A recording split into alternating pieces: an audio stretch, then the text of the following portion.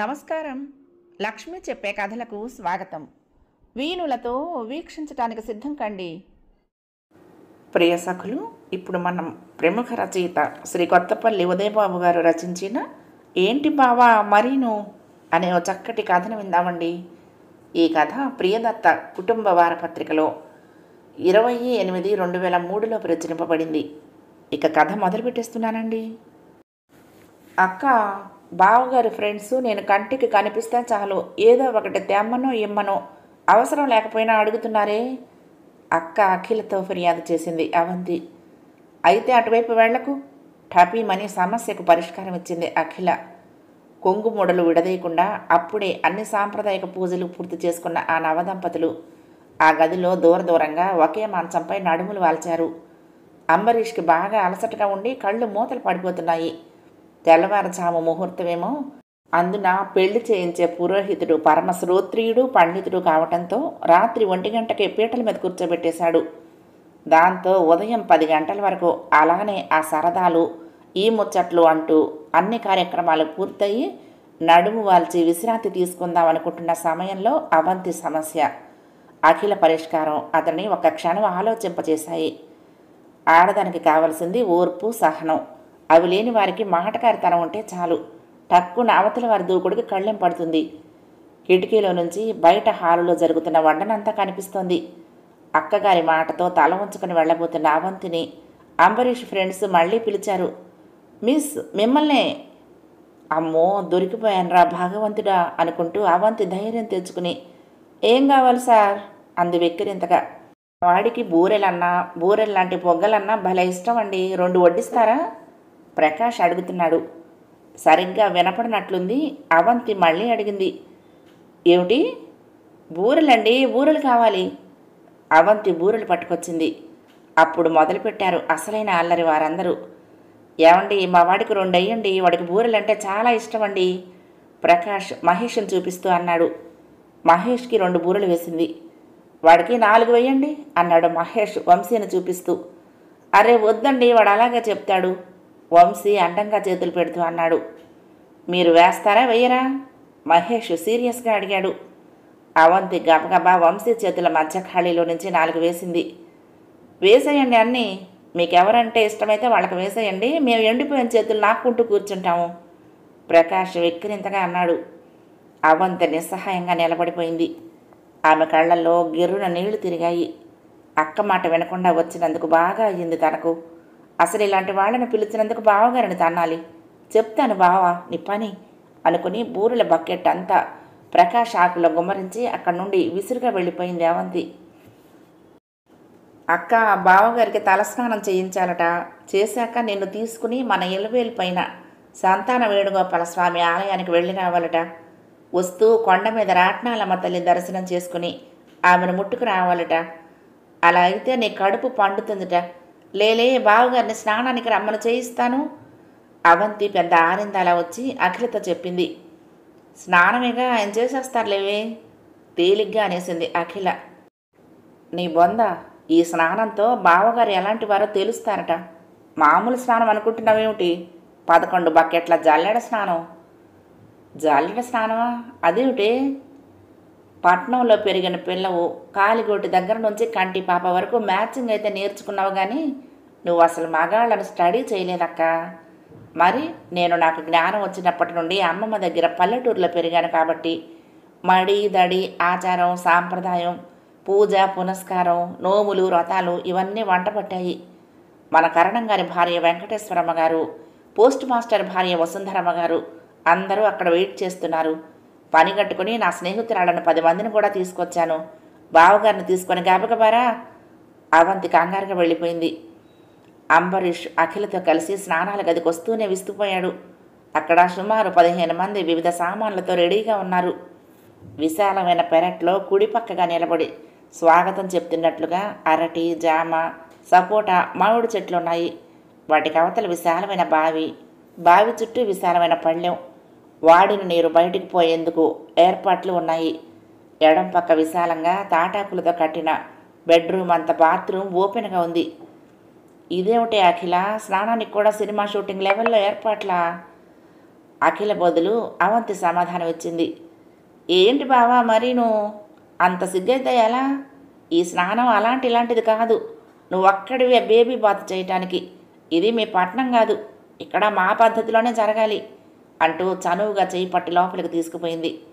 అఖిల కూడా లోపలికి రాబోతూ ఉంటే, అబ్బా అక్క, మీ ఆయన ఏమి కోరుకు తినలేవే, మీ ఆయన శీలానికి నేను కాపలా ఉంటాగా, అయినా అసలు శీల పరీక్షకే కదా ఈ ఏర్పాటంతా అనేసి నూనె గిన్నె పట్టుకున్న ఆమెతో, పెద్దమ్మగారు రండి అంటూ బావగారిని స్నానాల గదిలో విశాలమైన స్టూల్ మీద కూర్చోబెట్టింది.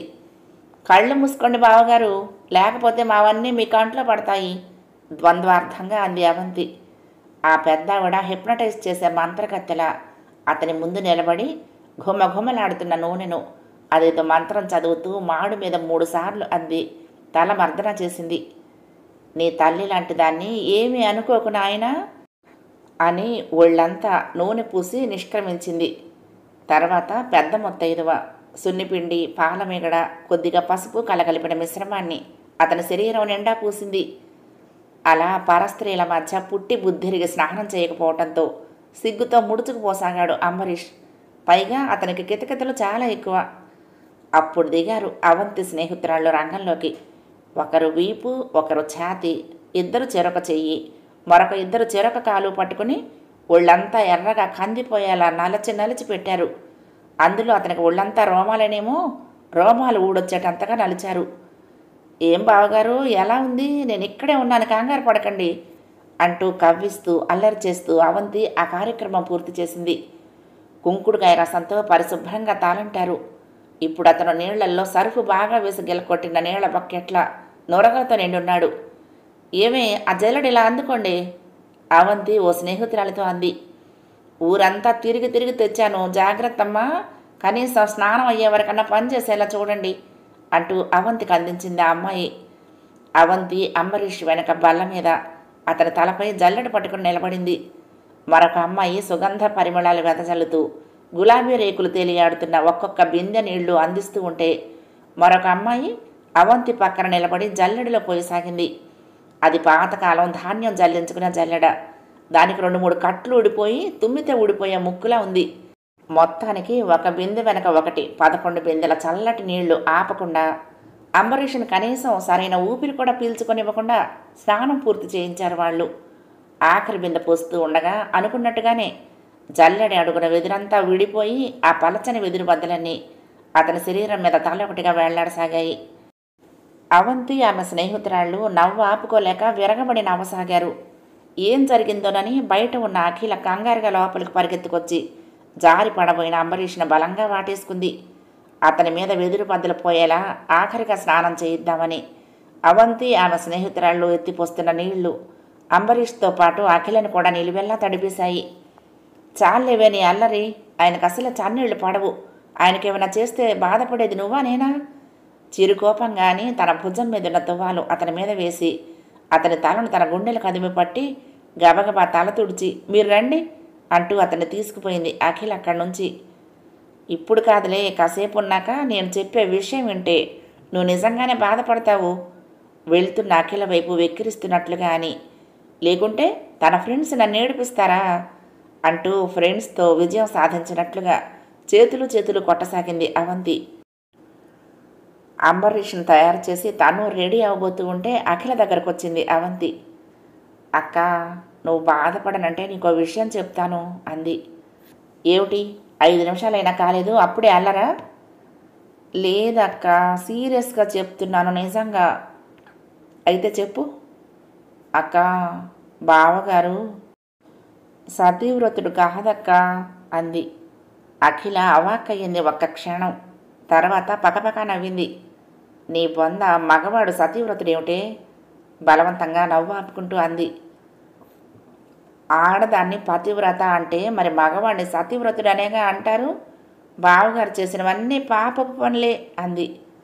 అంటే అంటే అక్క, ఆయన క్యారెక్టరు అస్సలు మంచిది కాదు. ఎందుకంటే ధాన్యం జల్లెడ ఆయన తల మీద పెట్టి అందులో నుంచి నీళ్లు పోస్తే మొత్తం అన్నీ కారిపోవటమే కాదు, ధాన్యం జల్లెడ అడుగు భాగమే ఊడిపోయింది. ఆయన ఎంత అసతీవ్రతుడు కాకపోతే అలా జరుగుతుంది చెప్పు అంది. జల్లెడలోంచి నీళ్లు పోస్తే కారిపోకుంటాయా? అదేదో పాతకాలపు జల్లెడై ఉంటుంది, అందుకే అడుగు ఊడిపోయింది. అబ్బా, నిజమైన సతీవ్రతుడైతే జల్లెడలో నుంచి ఒక్క చుక్క నీరు కూడా కారవక్క. ఇది నిజం, నువ్వు ఇలా అంటావనే నేను సాక్ష్యంతో సహా వచ్చాను. సాక్ష్యమా? ఏమిటి?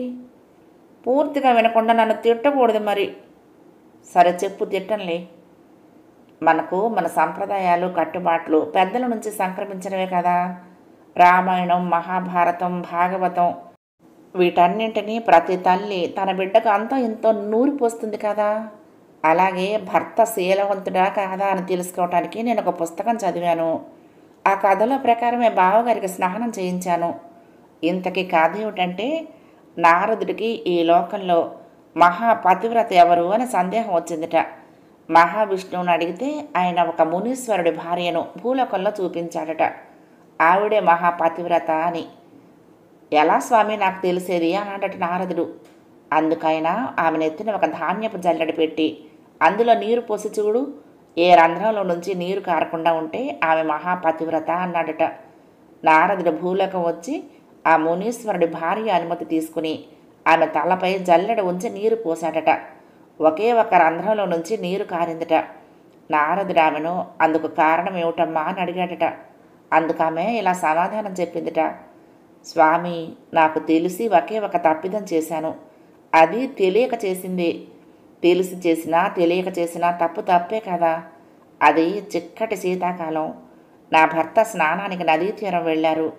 నేను కుక్కి మంచంలో కూర్చుని నా బిడ్డకు పాలు తాపుతూ క్రింద కుంపటి సెగ ఒక చేత్తో బిడ్డ శరీరానికి అద్దుతున్నాను. ఇంతలో నా భర్త తలుపు తెరుచుకొని హఠాత్తుగా లోపలికి వచ్చేశారు. ధర్మశాస్త్రం ప్రకారం భర్త అనుమతి ఇవ్వకుండా భార్య అతని ముందు కూర్చోకూడదు. ఆ సూక్ష్మ ధర్మం తెలిసిన నేను లేద్దామని ప్రయత్నించాను. లేస్తే బిడ్డ కుంపట్లో పడుతుంది, లేవకపోతే భర్త ఎదురుగా అపరాధం చేసిన దాన్ని అవుతాను. అయినా లేవలేకపోయి అసక్తురాలిగా ఉండిపోయాను. నాకు తెలిసి చేసిన పాపం అదే అందుట. మరి బావగారి నెత్తిన జల్లెడ అడుగు కూడా ఊడిపోయిందే. దీన్ని బట్టి బావగారు ఎంత పాపాత్ముడో, సతీవ్రతుడి లక్షణాలు లేనివాడో అర్థమవుతోందిగా. అవంతి మాటలు పూర్తి కాకుండానే అఖిల గయ్యమని లేచింది. ఓసి నీ అసాధ్యం కోలా, ఎక్కడో ఏదో పురాణ కథ చదివి దాన్ని ఈవేళ మీ బావ మీద ప్రయోగిస్తావా? నీకు అసలు బుద్ధి ఉందా? అందుకే అమ్మతో 1,00,000 సార్లు చెప్పాను, నిన్ను ఈ పల్లెటూరులో అమ్మమ్మ దగ్గరే చిన్నప్పటి నుంచి ఉంచితే తనలాగే అమ్మమ్మ తయారు చేస్తుంది అంటే అమ్మ విందా? చూడు, ఆనాటి పరిస్థితులు పద్ధతులకు అనుగుణంగా వాళ్ళు బ్రతికారు కాబట్టే మహాపతివ్రతలుగా చరిత్రలో మిగిలారు. కాలానుగుణంగా మనిషి మారాలి. అప్పటి పరిస్థితులు ఇప్పుడున్నాయా? అయినా నాకు తెలియక అడుగుతాను, నువ్వు ఈ లంగా ఓణి ఎందుకు వేసుకుంటున్నావే? ఈనాటి పద్ధతులు బట్టే కదా. పోనీ ఆ మునికన్యలా డ్రెస్ చేసుకుని ఓ రోజు ఊళ్ళో తిరిగి చూడు, ఏమంటారు? అందుకని పిచ్చి పిచ్చి ఆలోచనలు మాని అందంగా ఆరోగ్యంగా ఆలోచించడం నేర్చుకో. అయినా మీరు 10 మంది ఆయన చుట్టూ చేరి ఆయన్ని ముట్టుకుని స్నానం చేయించారు కదా, దాంతోనే ఆయన పాతివ్రత్యంగా అంగలో కలిసిపోయింది. పోనీ మగవాడికి ఏంటిలే అనుకుందాము, మీ బావగారిని ముట్టుకున్న నువ్వు నీ ఫ్రెండ్స్ పతివ్రతలా? ఆ చింతకాయ పచ్చడి ఆలోచనలు మాని నాతో పట్నంరా. నీకు కౌన్సిలింగ్ ఇప్పించి పూర్తిగా మార్చకపోతే రేపొద్దున వచ్చేవాడి బ్రతుకు యమగండమే. పాపం ఆయన ఎలా ఉన్నారో ఏమిటో అంటూ అంబరీష్ ఉన్న గది వైపు పరిగెత్తింది అఖిల. అవంతి ఆలోచనలో పడింది. ఆ రాత్రి అంబరీష్కు బాగా జలుబు చేసి లైట్గా జ్వరం వచ్చింది. ఆ సాయంత్రం వేణుగోపాలస్వామి ఆలయానికి వెళ్ళటం, పైగా చల్లటి గాలిలో తిరగటం వల్ల కాబోలు. ఆ రాత్రంతా అంబరీష్ పక్కన ఉండి అమృతాంజనం రాస్తూ, కరెంటు పోతే విసురుతూ, డోసేజ్ ప్రకారం టాబ్లెట్స్ వేస్తూ, గంట గంటకు ఏదో ఒక లిక్విడ్ డైట్ తాగిస్తూ రాత్రి తెల్లవారులు కంటికి రెప్పలా చూసుకుంది అఖిల. ఉదయం లేటుగా లేచిన అంబరీష్కి రిలాక్స్డ్గా అనిపించింది. అఖిల అవంతితో మాట్లాడలేదు. ఉదయం లేచిన దగ్గర నుండి స్నానం అయ్యాక అఖిల అంబరీష్ గదిలోకి వచ్చింది. ఇడ్లీ, కారపొడి, నెయ్యి, మంచినీళ్ళతో. జ్వరంగా ఉంది కదోయ్, తినగలనా అన్నాడు అంబరీష్. మంచం మీద దిండును అనుకుని కూర్చున్న అతని పక్కనే కూర్చుంటూ, నేను తినిపిస్తానుగా, మీకేం కాదు. జ్వరమా పాడా? నేనుండగా దేన్నైనా మీ దరిదాపులకు కూడా రానివ్వను అంటూ ఇడ్లీ ముక్క చిదిపి కారపొడిలో అద్ది అతని నోటికి అందించింది. అపురూపంగా దానిని నమిలి తింటూ అఖిల రెండవ చేతిని తన చెంపకు ఆనించుకుని తన్మయత్వంతో కళ్ళు మూసుకున్నాడు అంబరీష్. ఆ వెచ్చని స్పర్శకు ఒక్క క్షణం పరవశురాలైన అఖిల తామాయించుకుని, ముందు ఈ టిఫిన్ తినేయండి, ఆ తర్వాత మనల్ని డిస్టర్బ్ చేసేవారెవరూ ఉండరు అంది. ఆమె వైపు అనురాగంతో చూస్తూ అతను తింటూ ఉంటే అతని సన్నిధే తన పెన్నిది అన్నంత హృదయంగా ఆమె అతనికి తినిపించి మంచినీళ్ళు అందించింది. ఆ మూర్ఖురాలు చేసిన పనికి మరేమీ అనుకోకండి. అవంతికి ఉక్రోషం ఎక్కువ. తను ఎవరినైనా టీజ్ చేస్తుంది. తననెవరైనా టీజ్ చేస్తే భరించలేదు. నాకు తెలిసి మీ ఫ్రెండ్స్ ఏడిపించినప్పటి నుండి దానికి మహా ఉక్రోషంగా ఉంది. అందుకే దాన్ని ఉదయం లేచాక పలకరించలేదు అంది. అదేంటి అఖిల, తప్పు కాదు. తనంటే పల్లెటూరి పిల్ల. You are well educated woman. ఇలాంటి సమయంలో పరిస్థితిని చక్కదిద్దాల్సిన నువ్వే అలా చేయటం బాగుండలేదు అన్నాడు. అది మీకు చేయించిన స్నానం బాగుండుంటుంది. అందుకే నా మాటలు మీకు కష్టంగా ఉన్నట్లున్నాయి. అది సరేగానే మీకు ఇబ్బందిగా అనిపించలేదా? నేనైతే దడదడలాడిపోయాను తెలుసా అంది నవ్వుతూ అఖిల. చాలా హ్యాపీగా అనిపించిందోయ్. నా జీవితంలో అలాంటి స్నానం ఎప్పుడూ చేయలేదు. అబ్బా, ఆ సీన్ తలుచుకుంటుంటేనే మనసు దూది పింజలా తేలిపోతుందనుకో. వాళ్ళు పల్లెటూరి ఆడపిల్లలా కాదు, కంచులు. వేళ్ల మధ్య కండరాలు ఎరికించి పైనుంచి కిందకు మర్దిస్తూ ఉంటే వావు అనిపించిందనుకో. అన్నట్లు నేనే కదా స్నానం చేసేది అనుకుంటూ మామూలుగా టవల్ కట్టుకుని వచ్చేశాను అన్నాడు. అంటే మిమ్మల్ని మొత్తం వాళ్ళు చూసేసి ఉంటారంటారా? చీపాడు. వాళ్ళు చివరి వరకు స్నానం చేయించారంటే మీరు ఒబ్బిడిగానే కూర్చున్నారన్నమాట. నిజంగానే చూశారనుకో, ఏం చేద్దువు? చూడటం వేరు, అనుభవం కాలేదుగా. అనుభవం అంటే మీ జ్వరం పుణ్యమా అని ఫస్ట్ నైట్ రేపటికి వాయిదా పడిందిగా, అప్పుడు తెలుస్తుంది అనుభవం అంటే ఏమిటో అంది. ఇప్పుడే ఆగలేకపోతుంటే అతను ఆమె గుండెలపై తలవాల్చి నడుం చుట్టూ చేయి వేసి దగ్గరగా హత్తుకున్నాడు. సరిగ్గా అప్పుడు వినిపించాయి వెక్కిళ్ళు. ఉలిక్కిపడి దూరం జరిగారు ఇద్దరూ.